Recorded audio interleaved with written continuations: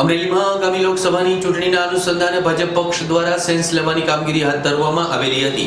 પ્રદેશ પ્રભારી આરસી ફળદુની ઉપસ્થિતિમાં અનેક કાર્યકર્તાઓ ઉપસ્થિત રહેલા હતા અને તેઓને સાંભળવામાં આવેલા હતા।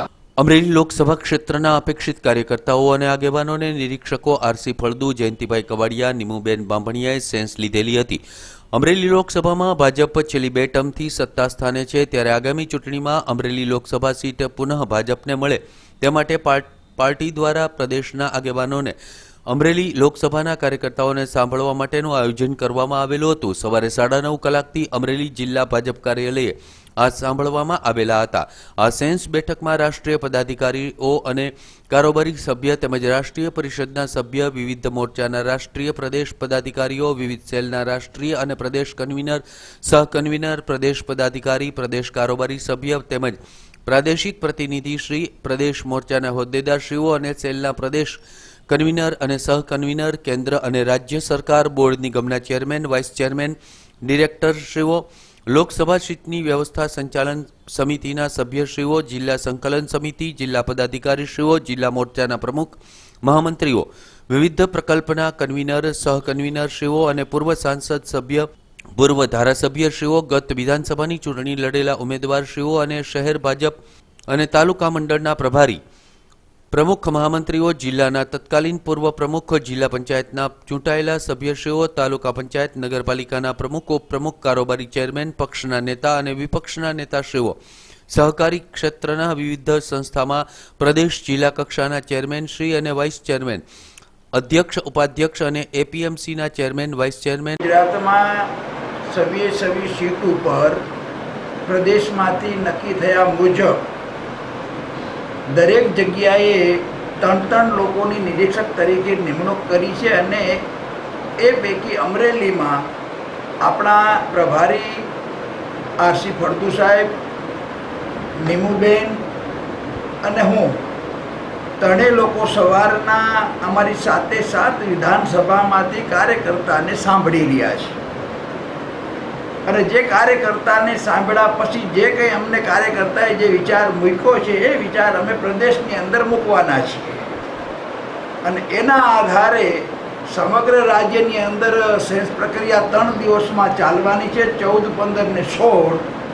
ત્યાર પછી 17, 18 ને 19 પ્રદેશનું પાર્લામેન્ટરી બોર્ડ બેસશે। એની અંદર આજે સેન્સ પ્રક્રિયામાં આવેલા વિચારો ફળદુ સાહેબ અને અમે અમારી ટીમ એની અંદર મૂકશું અને સેન્સ પ્રક્રિયા બહુ સારી રીતે અને સારા વિચારોથી તમામ કાર્યકર્તા સાથે મળી અને વિચાર વિમર્શ કરવામાં આવ્યો છે। સાહેબ, કેટલાક દાવેદારો છે? દાવેદારની પ્રક્રિયામાં 6-7 લોકો દાવેદાર કોઈ નામ આવ્યા હોય, એ પ્રક્રિયા ચાલતી હોય ને એ નામો સાથે તો અમે પ્રદેશની અંદર મૂકવાના છીએ। ભારતીય જનતા પાર્ટી દેશના બધા જ વર્ગો, બધા જ સમાજોને, બધા જ ક્ષેત્રોને સાથે લઈને કામ કરે છે। હિન્દુસ્તાન દુનિયામાં એક સામર્થ્યશાળી રાષ્ટ્ર નિર્માણ થાય એ માટે ભારતીય જનતા પાર્ટી જ્યાં સત્તા મળે છે ત્યાં સાધન તરીકે એ સત્તાનો ઉપયોગ કરી જનકલ્યાણના કામો કરે છે।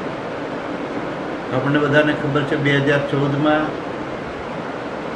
દેશે નક્કી કર્યું હતું કે હવે આ દેશને વિકાસની જરૂરત છે અને વિકાસના મુદ્દા ઉપર શ્રી નરેન્દ્રભાઈ મોદીને 2014માં દેશવાસીઓએ ઝળહળતી સફળતા આપી અને દેશનું નેતૃત્વ કરવા, દેશનો વિકાસ કરવા માટે પ્રધાનમંત્રી તરીકે જવાબદારી સોંપી હતી અને આ 5 વર્ષની અંદર સમગ્ર હિન્દુસ્તાનના માનવીને ભારતીય જનતા પાર્ટી અને નરેન્દ્રભાઈ મોદી પ્રત્યે જે શ્રદ્ધેયતા ઊભી થઈ છે, શ્રી નરેન્દ્રભાઈ મોદીએ ભારતને વિશ્વની સામે એક નવી ઊંચાઈ અપાવી છે। ભારતનો પ્રત્યેક માનવી ગૌરવ સાથે વિશ્વના મેદાન ઉપર જાય છે અને ભારતના પ્રત્યેક વ્યક્તિને વિશ્વ એક અનેરા ભાવથી જોઈ રહ્યો હોય એ પ્રકારનું સમગ્ર વિશ્વની સામે ભારતનું ચિત્ર દર્શન ઊભું કરવામાં શ્રી નરેન્દ્રભાઈ મોદીએ પોતાની ગુને અને શક્તિના માધ્યમથી માત્ર રાજનીતિ જ નહીં પરંતુ સમાજને નવી ઊંચાઈઓ અપાવી છે, રાષ્ટ્રને નવી ઊંચાઈઓ અપાવી છે. આ ચૂંટણી હિન્દુસ્તાનનું ભવિષ્ય નક્કી કરવાની છે અને શ્રી નરેન્દ્રભાઈ મોદીની પડખે સમગ્ર દેશ ઊભો છે. રાષ્ટ્રવાદના મુદ્દા ઉપર સમગ્ર દેશ શ્રી નરેન્દ્રભાઈને પુનઃ સત્તા અપાવવા માટે ઝંખના કરી રહ્યો છે અને એવી વખતે ગત વખતે ગુજરાતની 26 બેઠક ઉપર જે પ્રેમ ભાવથી પોતાના લાડીલા નેતાને 26 બેઠકો જીતી અને પ્રધાનમંત્રીની જવાબદારી સોંપી હતી, એ જ ભાવથી, એ જ ઉત્સાહથી, અનેરા ઉત્સાહથી ગુજરાતના પ્રજાજનો ભારતીય જનતા પાર્ટીને 26 લોકસભા સીટના ઉમેદવારોને જીતાડીને શ્રી નરેન્દ્રભાઈ મોદીને પુનઃ રાષ્ટ્રની ધુરા સોંપવા માટે એક રાગથી ગુજરાત ઊભું છે અને એવે વખતે ઉમેદવારો અમારે મન ગૌણ છે. ભારતીય જનતા પાર્ટીનું શીર્ષસ્થ નેતૃત્વ જે નિર્ણય કરશે એ ગુજરાતની જનતાની સામે અમે ઉમેદવાર તરીકે પ્રસ્તુત કરીશું. અમને સંપૂર્ણ શ્રદ્ધા છે ગુજરાતના પ્રજાજનો ઉપર કે આવનારી આ લોકસભાની સામાન્ય ચૂંટણીઓમાં શ્રી નરેન્દ્રભાઈ મોદી અને વિકાસની રાજનીતિ તરફ સમગ્ર ગુજરાતના પ્રજાજનો છે એ મતદાન કરશે. આ લોકસભાની સેન્સ એ તો હરેક પાર્ટીની આ અમારી પ્રક્રિયા છે કે જ્યારે લોકસભા હોય, ધારાસભા હોય, જિલ્લા પંચાયત હોય, મહાનગર હોય, ત્યારે આ બધી સેન્સ પ્રક્રિયા કાર્યકર્તાઓને સાંભળવા, કાર્યકર્તાનો વિચાર સાંભળવો, ઉમેદવારોનો સાંભળવા અને આ બધું જ જે અમારા પ્રદેશ દ્વારા જે નિરીક્ષકો અહીંયા આવે એ દરેક કાર્યકર્તાને વોર્ડ વાઇઝ, વિસ્તાર વાઇઝ સાંભળે અને આ બધું જ રિવ્યૂ લઈ અને પ્રદેશ પાર્લામેન્ટરી બોર્ડની અંદર એની ચર્ચાઓ થાય અને એના આધારે પછી પાર્લામેન્ટરી બોર્ડ એ સેન્ટ્રલ પાર્લામેન્ટરી બોર્ડમાં જાય અને ત્યાં બધી આ પ્રક્રિયામાં એ 1, 2, 3 એમ 3 નામની પેનલ જાય ને એમાંથી જે કાંઈ પસંદગીની પ્રક્રિયા હોય એ આ અમારી પાર્ટીની આ જે પ્રક્રિયા છે એ અત્યારે કામ ચાલે છે. એમાં અમારા આમ તો રાજ્ય સરકારના કેબિનેટ મંત્રી માન્ય શ્રી ફળદુ સાહેબ અને અમરેલી જિલ્લાના પ્રભારી છે અને અહીંયા અમરેલીના નિરીક્ષક પણ છે. ત્યાર પછી જયંતિભાઈ કવાડિયા જે અમારા સંસદીય વિસ્તારના પ્રભારી છે. ત્યાર પછી બેન શ્રી નિમબેન બામણિયા એ પણ અહીંયા નિરીક્ષક તરીકે આવ્યા છે.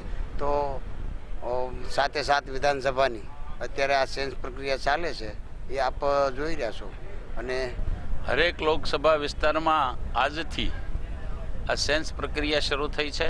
એના ભાગરૂપે આજે અમરેલીની સવારથી દરેક વિધાનસભા વાઇઝ સેન્સની પ્રક્રિયા ચાલુ છે. અમારા 3 નિરીક્ષક શ્રીઓ આવ્યા છે. અમારી પાર્ટીની અંદર વિધાનસભા વાઇઝ જે જવાબદાર કાર્યકર્તાઓ આમાં અપેક્ષિત હોય એને બધાને બોલાયા છે અને કાર્યકર્તાઓ પોતપોતાનો સ્વતંત્ર રીતે અભિપ્રાય વ્યક્ત કરી શકે એટલા માટે બિલકુલ ગુપ્ત રીતે અંદર માત્ર જ નિરીક્ષક સિવાય કોઈ નહીં એવી રીતની આ પ્રક્રિયા ચાલુ છે અને કાર્યકર્તાને સાંભળશે. કાર્યકર્તાનો અવાજ જે પ્રદેશ ભારતીય જનતા પાર્ટી સુધી પહોંચાડશે અને પાર્ટી પાર્લામેન્ટરી બોર્ડની અંદર આની ચર્ચાઓ કરી અને પાર્ટી નિર્ણય લેશે. ના, હું દાવેદાર નથી. હું લોકસભા સીટની ઇન્ચાર્જની મારી જવાબદારી છે. 3 મહિનાથી લોકસભા સીટ માટેની વ્યવસ્થાઓ, સંગઠિત રીતે વ્યવસ્થાઓ, કઈ રીતે કાર્યકર્તાને કામે લગાડવા એ મારું કામ છે અને એ સારી રીતે હું કરી શક્યો છું અને હજી પણ જ્યાં સુધી મતદાન પૂરું ન થાય ત્યાં સુધી મારે આ કામ કરવાનું છે. મેં ભારતીય જનતા પક્ષમાં દાવેદારી કરી છે. 3 ટર્મ સુધી હું 20,000 મતની લીડથી ચૂંટાતો આવ્યો છું અને સમગ્ર જિલ્લામાં પણ આજે હું સક્રિય છું. પાર્ટી ટિકિટ આપશે તો 100% જીતીને આવીશ. ભારતીય જનતા પાર્ટીની પ્રણાલિકા મુજબ નગરપાલિકાનું ઇલેક્શન હોય, તાલુકા પંચાયતનું હોય કે ધારાસભાનું હોય કે લોકસભાનું હોય, એ પાર્ટીનો એક નિયમ છે કે સેન્સ પ્રક્રિયા લેવા માટે ત્યાંથી પ્રદેશમાંથી નક્કી કરેલા આગેવાનો સેન્સ લેવા માટે આવે છે અને કાર્યકર્તા પોતાનો મત રજૂ કરે છે. જેને અનુકૂળતા હોય એ મુજબ એ લોકો દાવો પણ કરી શકે છે. પાર્ટીમાં ખુલ્લા મને આ સેન્સ પ્રક્રિયા લેવામાં આવે છે. તે પાર્ટી જે નક્કી કરે એ નિર્ણય સાથે હું જોડાયેલો છું. પાર્ટીનો કાર્યકર્તા છું અને કાર્યકર્તા તરીકે કામ કરવાનો છું. ભારતીય જનતા પાર્ટીમાં દાવેદારી કે એવા કોઈ મુદ્દાઓ હોતા નથી. સામાન્ય રીતે પાર્ટીના અમારા વરિષ્ઠ આગેવાનો જેને નિરીક્ષક તરીકેની જવાબદારી નિભાવવાની હોય છે એ લોકો આવીને પાર્ટીના કાર્યકર્તાઓનો અભિપ્રાય લે છે. એટલે એમાંથી કાર્યકર્તાના અભિપ્રાયમાંથી જે નીપજે અને એ ઉપરાંત સ્થાનિક પરિબળો, બાકીના બધા સમીકરણો, આ બધાને આધારે સામાન્ય રીતે પાર્ટી એનો ઉમેદવાર નક્કી કરતી હોય છે. અને ભારતીય જનતા પાર્ટીમાં આ બધી સંપૂર્ણ પ્રક્રિયા ખૂબ જ લોકશાહી ઢબે થાય છે અને એમાં દરેક કાર્યકરના અવાજનું, એના અભિપ્રાયનું પ્રતિબિંબ પડે એ પ્રકારની આ વ્યવસ્થા છે અને એ આજે અમરેલીમાં ચાલી રહી છે અને એમાં બધા કાર્યકર્તાઓ પોતપોતાનો અભિપ્રાય વ્યક્ત કરી રહ્યા છે.